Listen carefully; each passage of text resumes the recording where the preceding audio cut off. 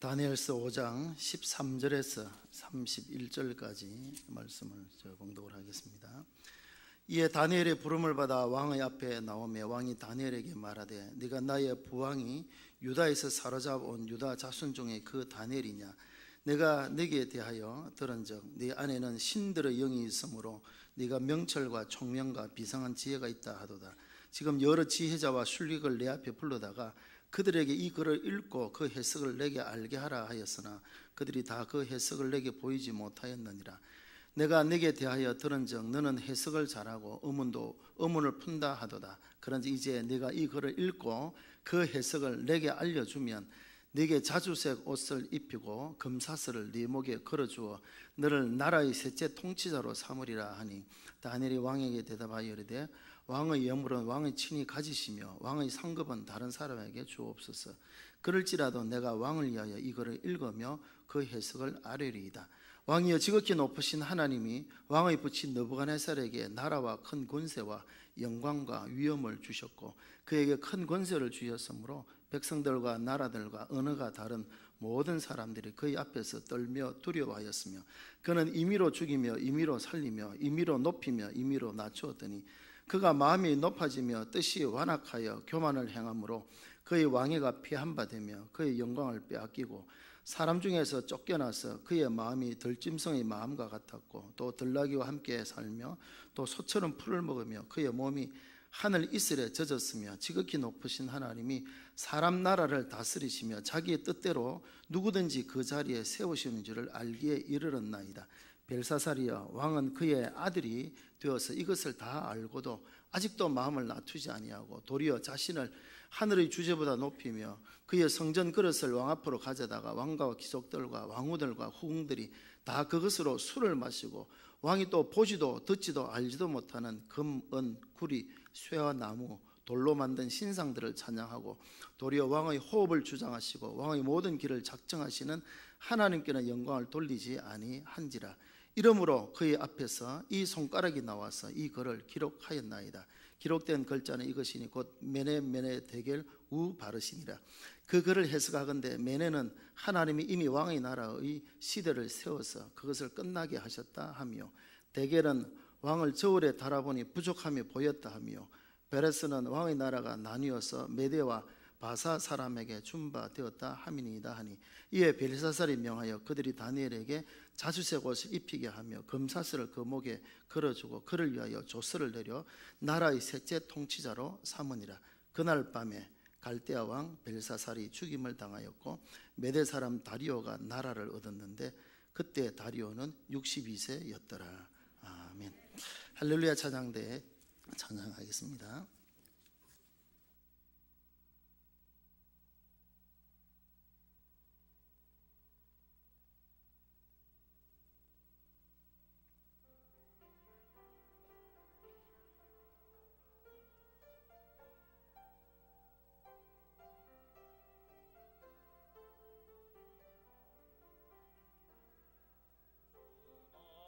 나의 인도자늘 변함없네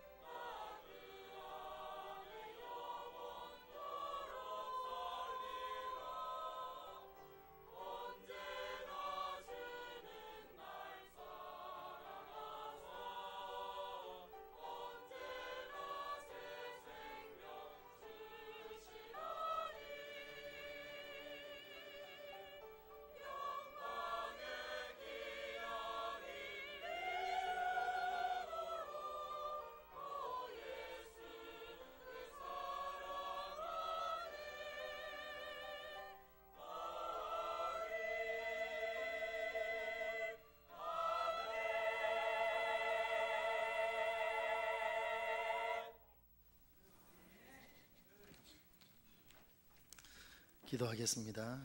찬양 중에 영광 받으신 하나님, 이 시간 함께 하나님의 말씀을 전하고 들을 때 성령께서 이 가운데 함께하사 전하는 자와 듣는 자가 함께 은혜 나눈 시간 되게 하여 주옵소서. 부정한 종을 붙들어 주셔서 하나님의 말씀만 바르게 또한 잘 전할 수 있도록 도와주시고, 우리 모든 성도들도 이 시간 말씀에만 집중하여 말씀의 은혜를 누릴 수 있도록 도와주시기를 원합니다. 전하고 듣는 데만 집중하며 전하고 듣는 자가 함께 은혜 나누는 시간 되게 하여 주시기를 원하옵고, 예수님 이름으로 기도하옵나이다. 아멘. 오늘 본문 다니엘 5장에 보면 벨사살 왕의 이름이 나옵니다. 이 벨사살은 그의 부친이었던 나보니드스의 맏아들로서 바벨론의 마지막 왕이었습니다.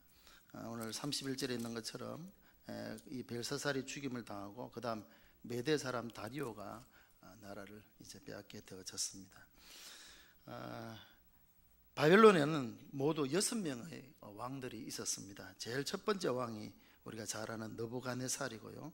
느부갓네살은 BC 605년에서 562년까지 나라를 통치했습니다. 그 이후에 BC 562년부터 560년까지 아벨 말둑이라는 왕이 이제 이어서 그 왕위에 올랐는데요. 예레미야 52장 31절을 보면 에월 모로닥이라고 이렇게 기록이 되고 있습니다. 그 다음 BC 560년에서 556년까지 네르갈 사레셀이라는 이제 왕이 있었고요. 그 다음에 BC 556년 한 해를 제대로 넘기지 못했는데 라바시 말둑이라는 왕이 있었고, 그 다음에 BC 556년에서 539년까지 오늘 이 벨사살의 부친인 나보니드스가 왕으로 통치를 했습니다. 그리고 그 다음에 이어지는 왕이 벨사루슬이라고 이렇게 세계사에는 나와 있는데, 그는 BC 550년에서 538년까지 12년간 통치를 했는데, 이 벨사루슬이 벨사살입니다. 조금 전에 제가 연도를 이렇게 말씀드릴 때 좀 귀담아 들으신 분들은 이상하다라고 생각할 수 있겠는데요. 그 아버지 나보니드스가 통치했던 기간이 BC 556년에서 539년까지입니다. 그런데 벨사살이 통치했던 때는 BC 550년에서 538년까지입니다. 이 벨사살이 12년을 통치하는 가운데 무려 11년을 그의 아버지와 함께 공동 통치를 했습니다. 섭정을 했다라고 볼 수 있는데 특이한 이제 그런 경우죠. 그리고 이제 마지막 1년만 그가 이제 단독으로 통치를 했는데요. 그 1년 동안에 일어났던 일들을 오늘 성경이 기록을 하고 있습니다. 아버지가 이제 죽고 그가 이제 왕위에 오르자 이제 단독으로 이제 왕위에 이제 오르게 되어졌죠. 그러자 그것을 자축하기 위하여서 귀인들을 초청을 하는데 무려 1000명을 초청해 가지고 잔치를 이제 벌이게 되어집니다. 성대한 잔치를 벌이는데요. 한참 잔치에 이제 흥이 무르익어 갈 때에 느부갓네살이 예루살렘 성전에서 탈취해 온 금과 은그릇을 가져오라고 명령을 내렸습니다. 이 금과 은그릇은 하나님께 예배할 때만 사용하는 그릇들이었는데요. 느부갓네살도 그 은그릇을 탈취해 오긴 했지만 한 번도 꺼내 쓰지는 않았던 것이었습니다. 그런데 벨사살은 그것을 가져오라고 해서 그 잔으로 술을 마시며 우상을 찬양하기에 이르렀습니다. 예루살렘 성전에서 하나님 앞에 예배할 때 쓰도록 만들어진 그 기구를 가지고 이런 방탕스러운 연애의 도구로 사용한 것은 결국 하나님을 멸시하고 하나님을 모독하는 행위가 되어지는 것입니다. 이렇게 왕과 귀족들이 술이 근하게 취해서 하나님을 모독하는 축제를 열고 있을 그때에 갑자기 왕궁벽에 사람의 손가락들이 나타나게 되어졌고 그 글씨를 썼습니다.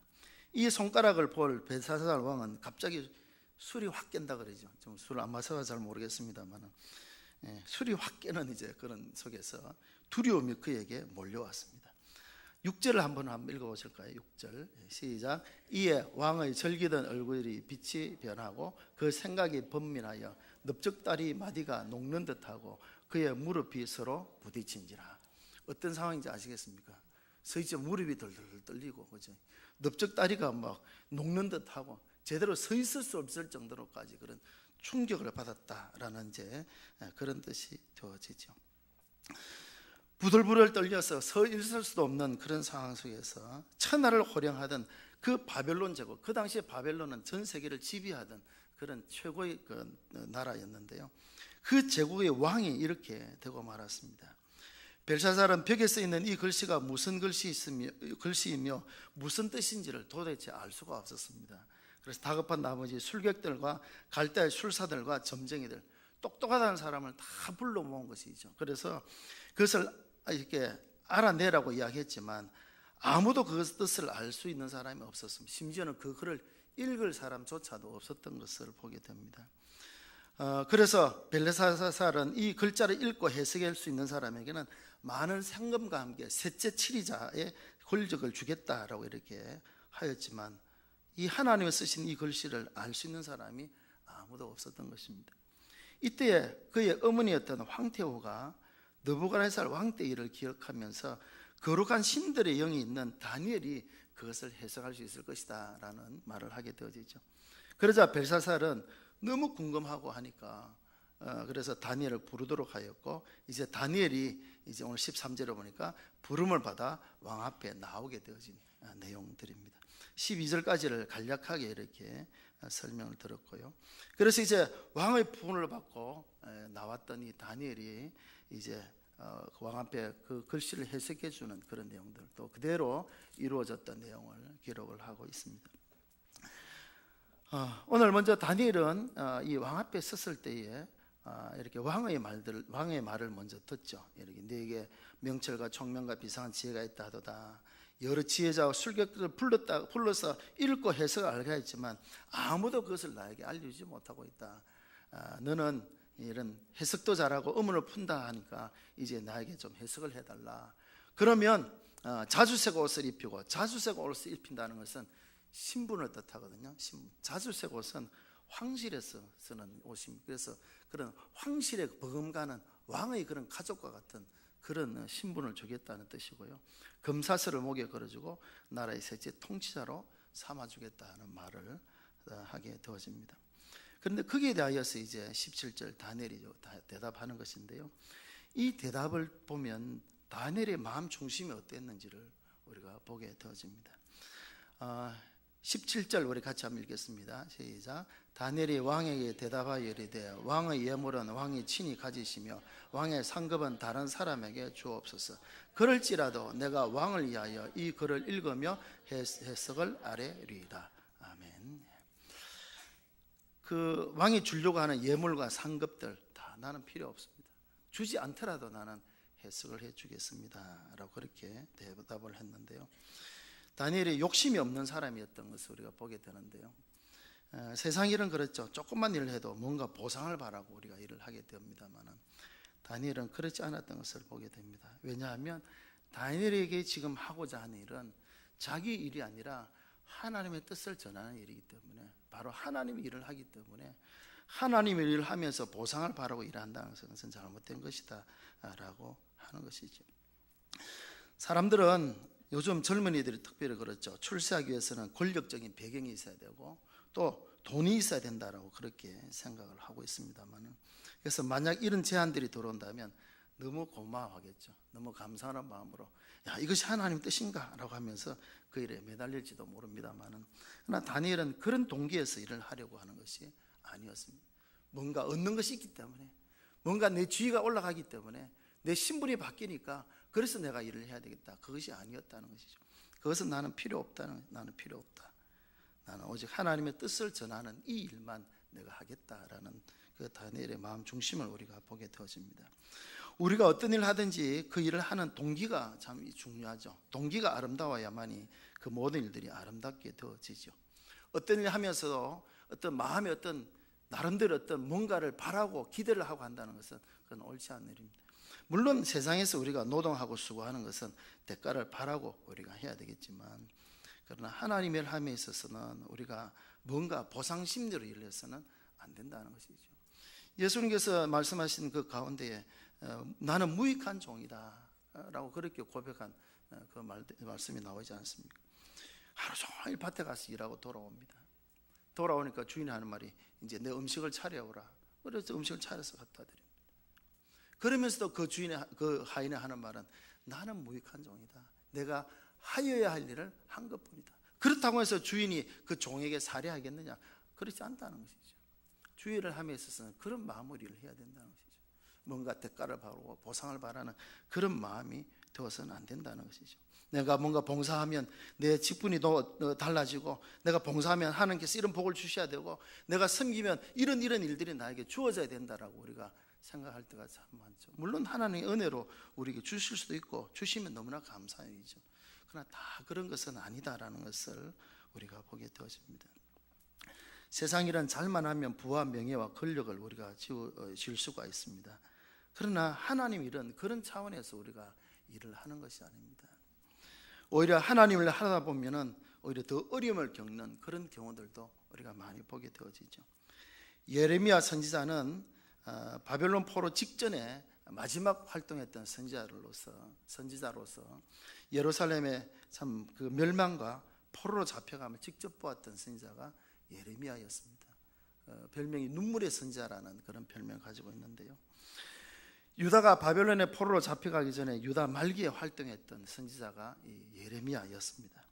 정말 어려운 시대에 다 힘들고 어려운 계속되어지는 3차에 걸쳐서 바벨론이 예루살렘 침공해 왔는데, 침공할 때마다 사람을 잡아가고 침공할 때마다 빼앗기고 하니까 얼마나 힘들고 어려운 상황이었습니까?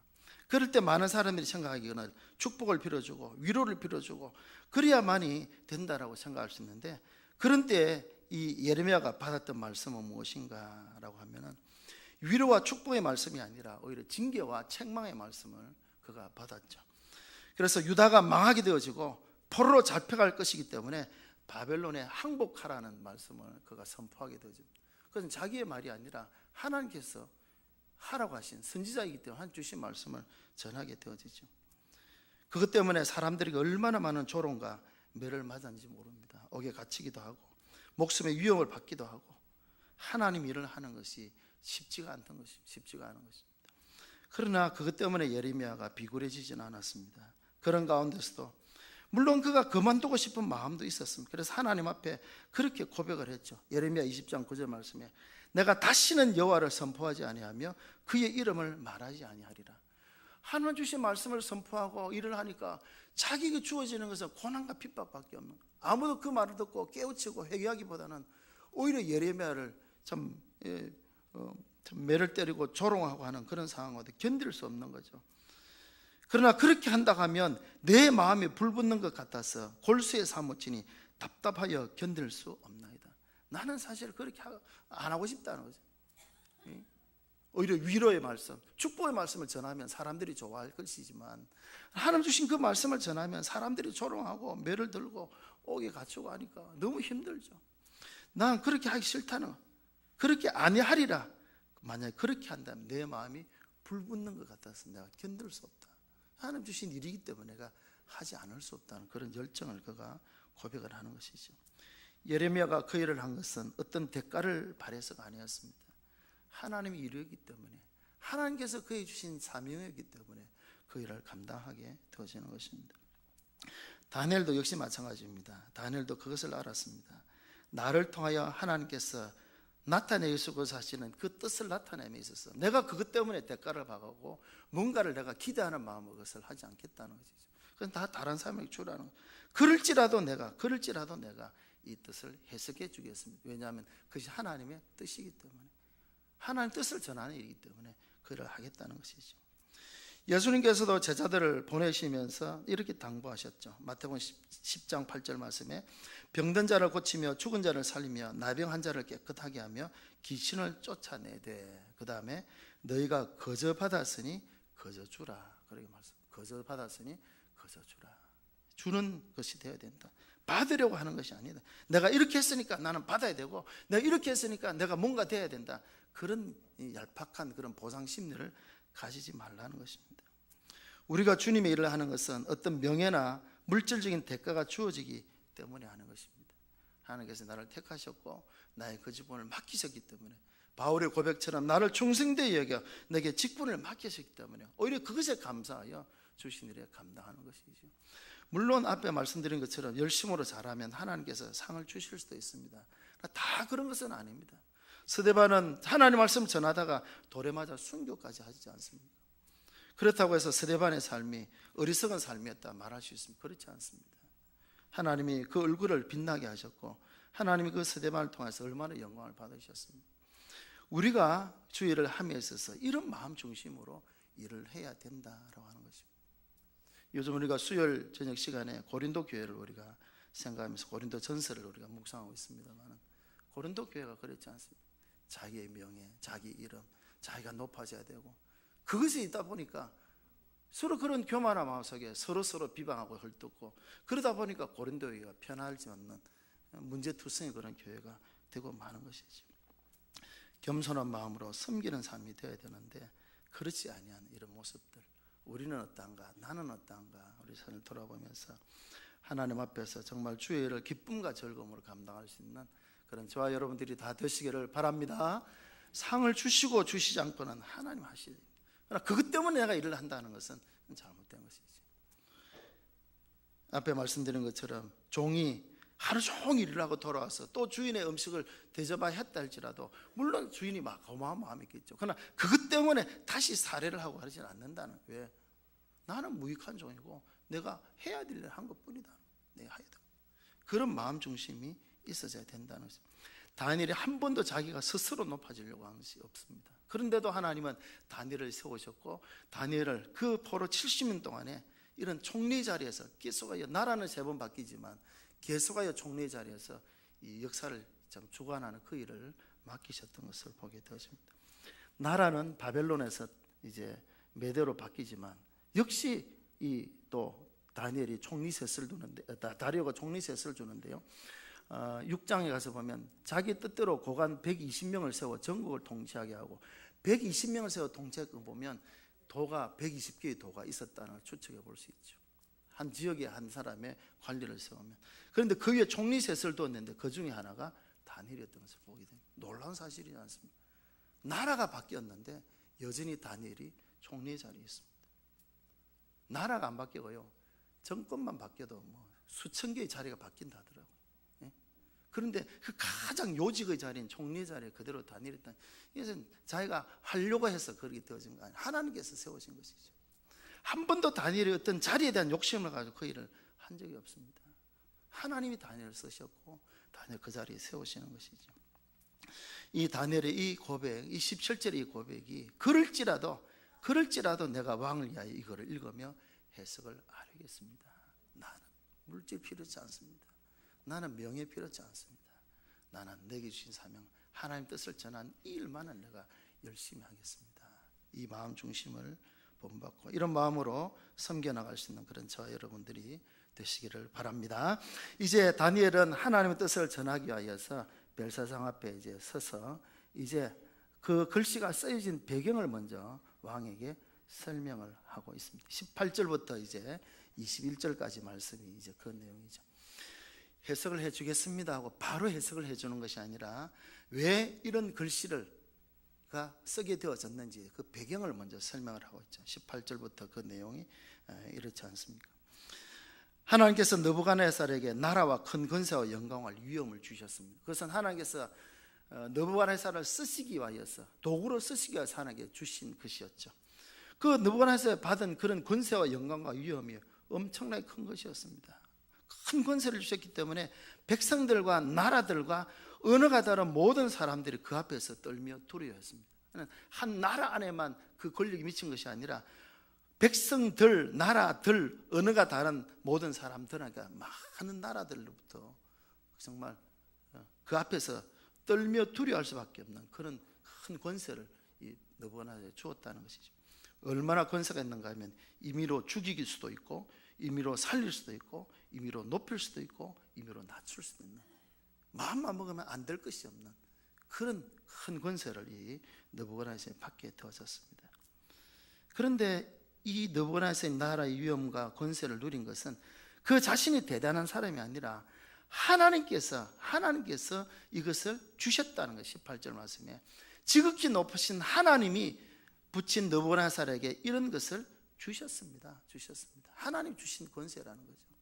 근데 느부갓네살은 그것을 깨닫지 못하고 20절에 가서 보니까 그 마음이 높아졌다는, 교만해진 마음을 가져. 내가 이 정도다. 내가 마음 먹으면 안 될 일이 없어. 나는 이 정도야. 어떤 그런 교만한 마음을 가졌죠. 그런 가운데 그 뜻이 완악하고 교만을 행함으로 하나님께서 그 왕위를 빼앗아 버렸습니다. 그렇게 되어지자 21절에 가서 보니까 얼마나 비참한 그런 모습이 되어졌습니다.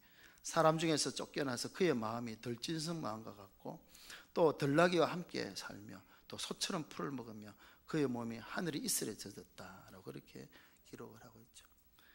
들짐승의 마음과 같다, 짐승의 마음과 같았다는 뜻이 무엇이겠습니까? 그래서 사람은 이성을 가지고 있죠. 판단력을 가지고 있지 않습니까? 그러나 짐승은 어떻습니까? 오직 본능을 따라 살잖아요. 본능을 따라. 짐승은 그렇지 않습니까? 본능대로. 그러니까 전혀 사람다운 삶을 사람 구실을 못했다는 그런 뜻이 되어지죠. 그러니까 들나귀 함께 살고 소처럼 풀을 먹고 그냥 막 이슬 맞으면 그냥 막 그렇게 살았다는 것이죠. 그런 가운데 하나님은 이 7년 동안 이 느부갓네살을 방치해 두십니다. 방치해 두시죠. 그런 가운데 이제 결국에 이제 느부갓네살이 깨닫게 되어졌죠. 지극히 높으신 하나님이 사람 나라를 다스리시며 자기 뜻대로 누구든지 그 자리에 세우신지를 알기에 이르렀나이다. 7년의 이런 혹독한 그 과정 속에서 느부갓네살이 깨닫게 되어졌죠. 이 사람 나라의 모든 것도 하나님이 주관하시는 거다 알게 되어졌고, 그래서 이제 그 이후로 느부갓네살이 겸손하게 되어졌다라고 하는 것이 이제 이 18절부터 21절까지 지난 날이 있었던 사건을 설명을 해주고 있죠. 그런데 22절에 가서 보면 벨사살이여 왕은 그의 아들이 되었어도 다 이것을 알고도 아직도 마음을 낮추지 아니하십니까? 그런데 여기서 이제 그의 아들이 되었다라는 이제 그 다음에 그의 부친 아들 이런 표현이 나오는데, 사실은 앞에 저 서두에 말씀드린 것처럼 느부갓네살은 첫 번째 왕이었고 이 벨사살은 여섯 번째 왕이지 않습니까? 바로 아들 바로 부친은 아닙니다만은 그러나 히브리적인 그런 문법에 보면 후손들을 아들이라 이렇게 표현하기도 하고요. 그렇게 되어지죠.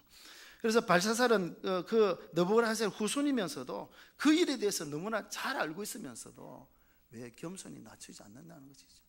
교만하다가 결국 그 느부갓네살이 그렇게 혹독한 시련 가운데서 깨닫게 되어졌는데 그 일을 다 알면서도 왜 벨사살은 왕이 되어져서 겸손하지 않느냐라는 것을 여기서 지적을 하고 있습니다. 벨사살이 이것을 다 알고 있죠. 그럼에도 불구하고 너무나 잘 알고 있음에도 불구하고 전혀 겸손하지 아니하고, 그래서 마음을 낮추지 아니하고 도리어 자신의 하늘의 주제보다 높이며 23절 이렇게 교만한 마음을 가지게 되어진 이것을 책망을 하고 있는 것을 보게 됩니다.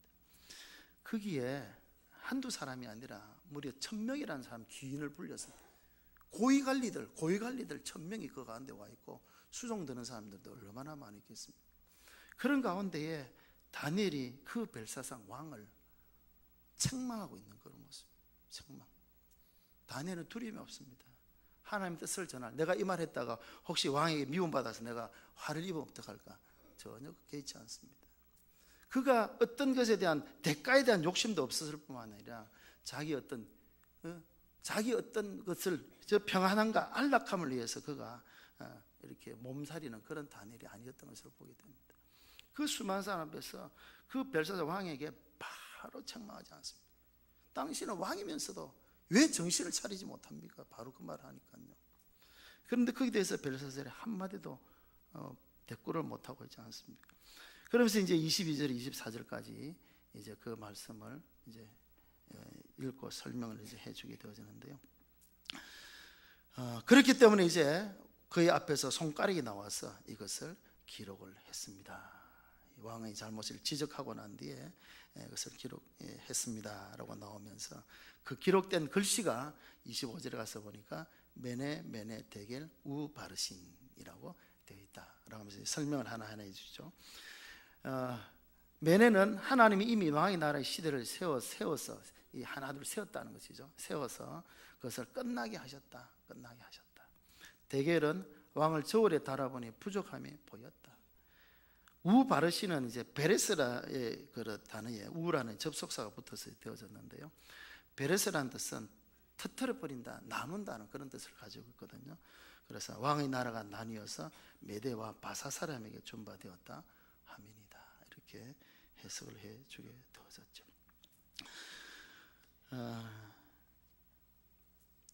하나님이 왕의 나라의 시대를 다 세워보셨습니다. 다 세워보셨습니다. 세워보니까 부족함이 보였고, 그래서 결국에는 그 나라를 이제 흩어서 메대와 바사에게 주기로 하나님이 결정하셨다. 이 나라가 끝났단 말이죠.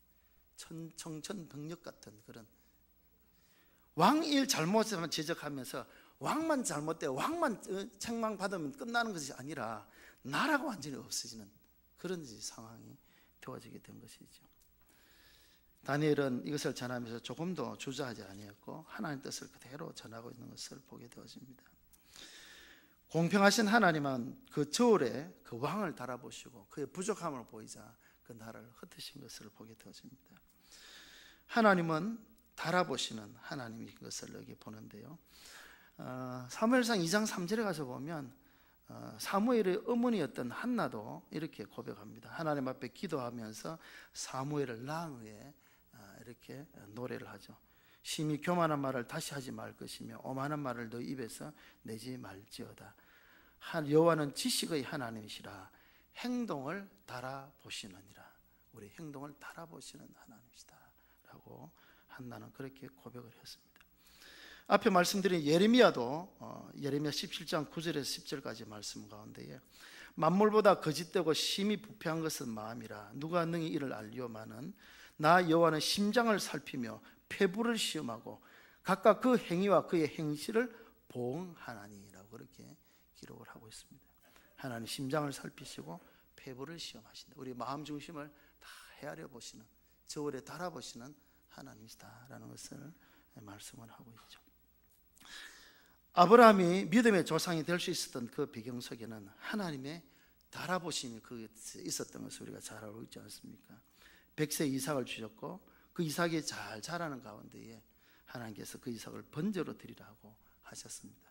그 마음과 행동들을 시험하고 달아보시기 위해서 아브라함은 주저하지 아니하고 하나님께 순종하여 이삭을 번제로 드리기 위해서 모리아 산에 갔고요.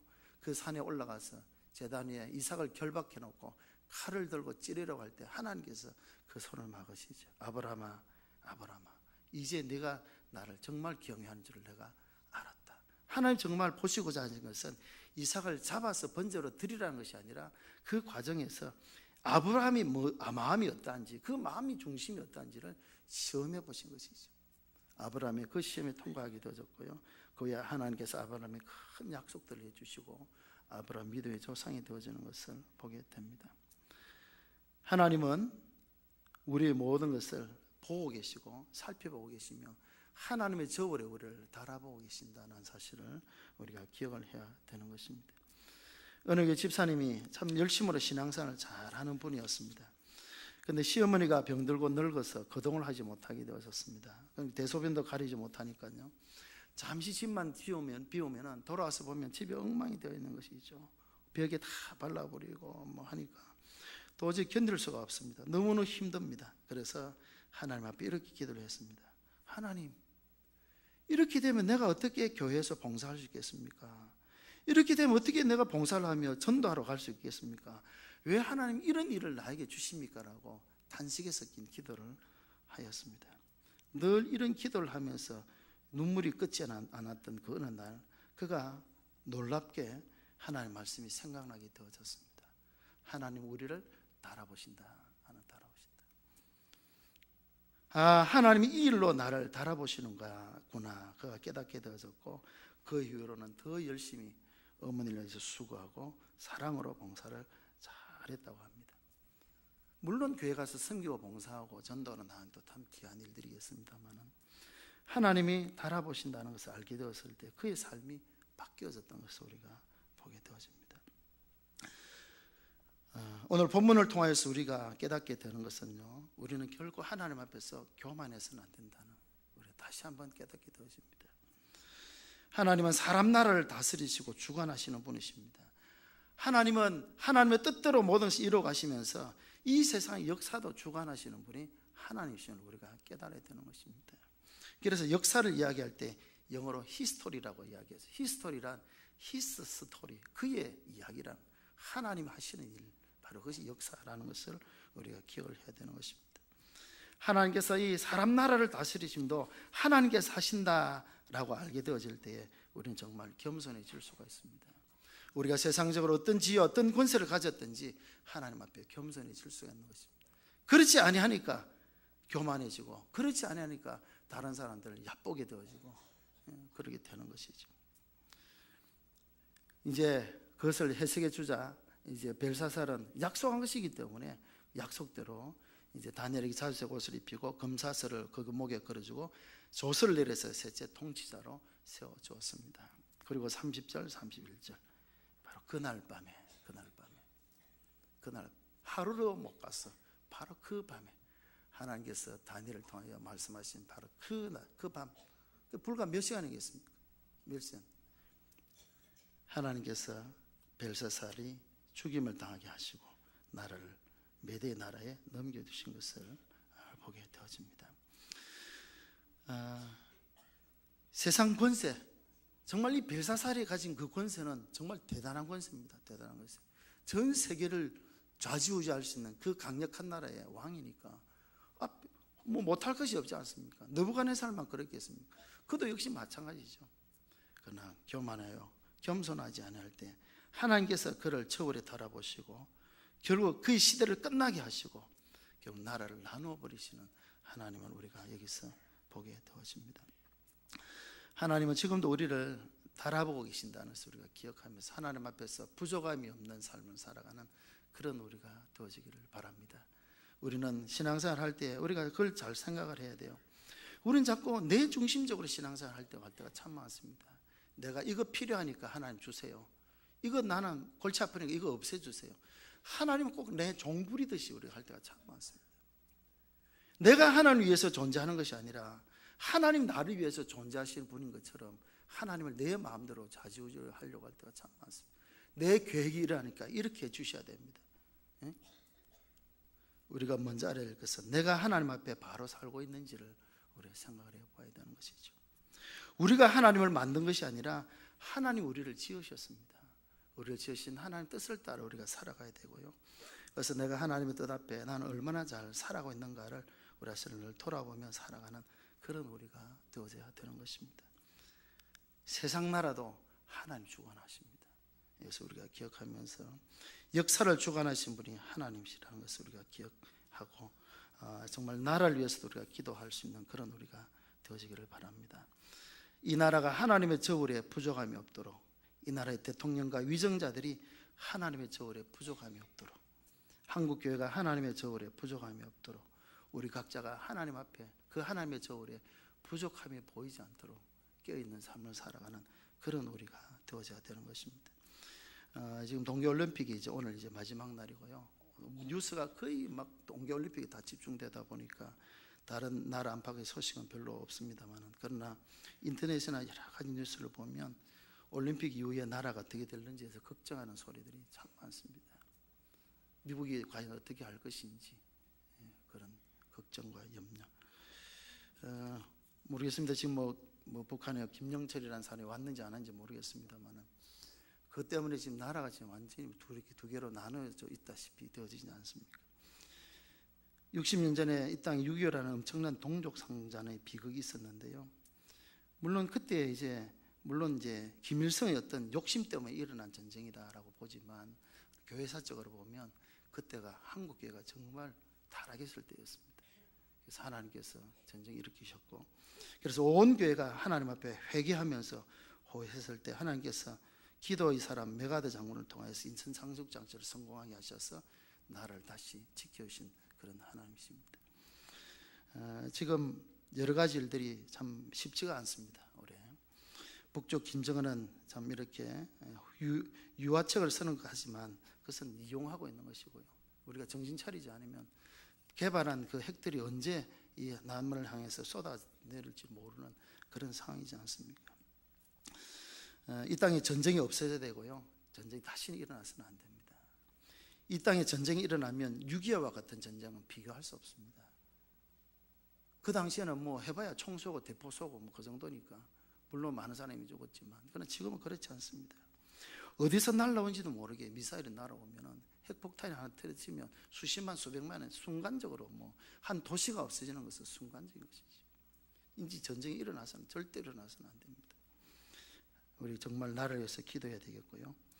다시는 이 땅에 전쟁이 일어나지 않도록 우리가 기도하는 그런 우리가 돼야 되겠고요. 그 외에도 경제적인 어려움, 사회적인 여러 가지 혼란함, 이 나라가 정말 위기에 있다라고 말할 수 있는 그런 때입니다. 제가 말씀드리는 것은 여러분에게 공포감을 주고 회의감을 주기 위해서 이 말씀드리는 것이 아니라 우리가 시대를 바르게 분별할 수 있어야 된다는 것이죠. 하나님께서 세상 나라를 저울에 달아보시고 세상 위정자들을 저울에 달아보시는 것처럼 하나님께서 이 나라의 위정자를 달아보실 때 어떠하겠느냐. 우리가 정말 나라를 위해서, 정말 우리가 나라를 사랑한다면 위해서 기도하는 그런 우리가 되어야 되겠고, 위정자를 위해서 기도하는 그런 우리가 되어야 되겠습니다. 하나님 이 나라를 불쌍히 여기시고 이 나라의 위정자들이 바로 설 수 있도록 도와주셔서 벨사살처럼 하나님의 저울에 달아볼 때 부족하여 이 시대가 끝나게 만드는 일이 일어나지 않도록, 그렇다면 정말 끔찍한 일이 이 땅에 일어나는 것이죠. 하나님 이 땅을 붙들어 주십시오. 다시는 전쟁이 일어나지 않도록 도와주시고 평화적으로 통일이 섞여 수 있도록 도와주시옵소서. 이사야 2장 4절에 보면 이런 말씀이 있습니다. 그들의 칼을 쳐서 보석을 만들고 그들의 창을 쳐서 낫을 만들 것이며, 이 나라와 저 나라가 다시는 칼을 들고 서로 치지 않으면 다시는 전쟁을 연습하지 아니하리니. 미가서 4장 3절에도 보면 무리가 그 칼을 쳐서 보석을 만들고 창을 쳐서 낫을 만들 것이며, 이런 말씀이 나오죠. 보석은 농기구입니다. 농기구. 생산을 위해서 필요한 것이죠. 칼과 창은 사람을 죽이는 도구입니다. 이 나라에, 우리나라가 한 해 국방비에 들어간 돈만 해도 엄청난 돈이 들어가지 않습니다. 그 돈을 국방비에 투자하지 않고 정말 복지를 위해서 쓴다 하면 나라가 엄청나게 바뀔 수 있겠죠. 바로 칼과 창을 녹여서 보습으로 만들 수 있는 그런 때, 그런 평화의 때가 온다면 우리나라는 지금보다 엄청난 다른 나라가 될 수 있겠죠. 사람 죽이는 도구를 만드는 데 사용되지는 저 엄청난 참 물질들이 정말 복지를 위해서, 백성들이 행복한 삶을 위해서 투자가 되어진다면 얼마나 귀한 일이겠습니까? 그래서 이 땅에 그런 전쟁 위협이 없어야 되겠고요, 평화적으로 이 민족이 하나 되는 날이 속히 올 수 있도록, 그래서 다시는 전쟁을 연습하지 않아도 되는 날이 속히 올 수 있도록 우리 이것을 마음에 품고 기도하는 그런 우리가 되어져야 되겠습니다. 이 시간 우리 말씀을 생각하시면서 우리 같이 한번 기도하겠는데, 먼저 우리 자신이 하나님께서 우리 부족함이 없도록, 우리 교회가 또 이 나라의 민족이, 위정자들이 하나님께서 우리 부족함이 없도록 위해서 우리가 기도해야 되겠고요. 또 하나 중요한 것은 지금 양산에 많은 이단들이 들어오고 있습니다. 이단들이 발붙이지 못하도록, 특히 신천지 같은 경우에는 신지에 빠진 자들을 회개하여 돌아오게 만드는 그런 귀한 일들을 하는 목사님들을 개종 목사라고 해가지고 폄하시키면서 막 그 사람들을 막 못하게 말려고 하는 이제 그런 청와대 막 진정도 놓고 하고 그런 가운데 있고요. 차별금지법, 또 이슬람 세력이 점점 이게 설검설검 들어오고 있는 이와 같은 때입니다. 우리가 깨어있지 않으면 언제 어떤 일을 할지 모르는 이런 상황 속에서 이 나라의 정치와 경제와 또 안보, 또 이런 영적인 모든 문제들 하나님 붙들어 주옵소서. 우리 말씀을 생각하시면서 하나님의 저울에 부족함이 없도록 하나님께서 붙들어 주옵소서. 우리 잠시 한번 말씀을 생각하시면서 기도하겠습니다.